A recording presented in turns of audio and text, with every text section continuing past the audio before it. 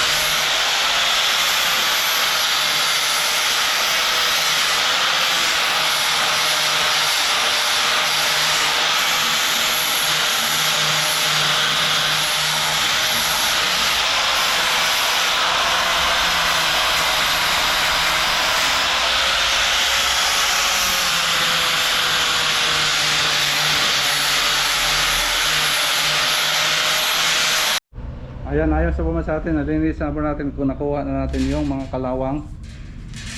Yung natin ito, sprayhan na lang sa atin. Mayroon tayo dito available na spray pen. Direct na lang. Wala na itong primer. Importante nakuha natin yung kalawang.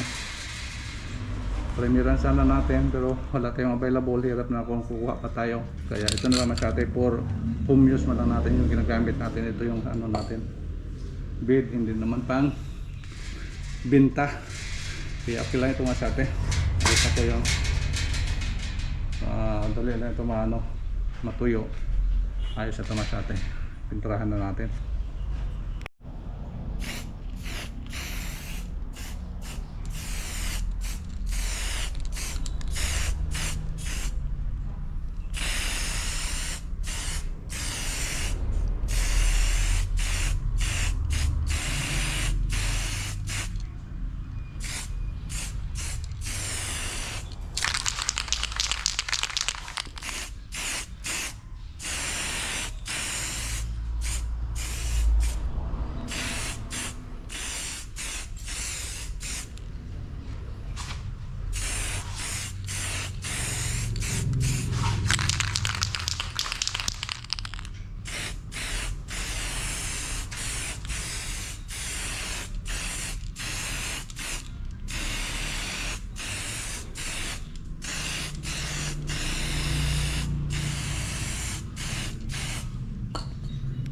Transfer tayo ba sa atin dito sa labas? Kasi matindi kasi yung amoy. May mga aso tayo dito.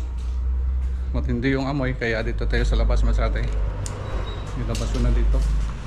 Dito natin tapusin pagpintura. Yan, dito natin kayo walang problema dito.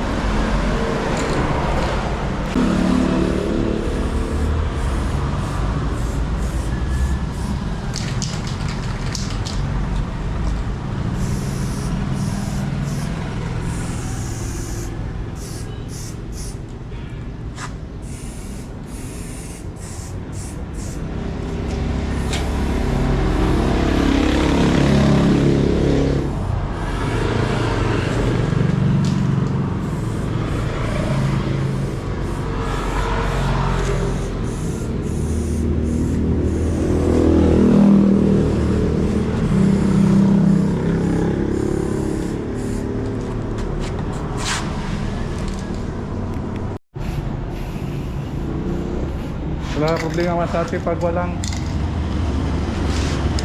primer, takaw sa pintura. Ayos na pumasante yun. Nakaubos tayo ng isang kalahating ano dito. Medyo takaw kasi ako sa atin walang primer, pero kung may primer ito ayos to. Yun na lang, ubusin na lang natin to. Yes, ayos naman sa atin yun. Ayos talaga, tibay talaga pag kayo lang gumagawa sa atin, tibay. Kaya bumili kayo na sa mga commercial, ano lang kasi yung sa atin, mga manipis lang yung mga materials para madaling ma-dispose, para madaling masira. Pero kung kayo sa atin yung gagawa, kailangan yung may available kayo, mas maganda yung ano talaga,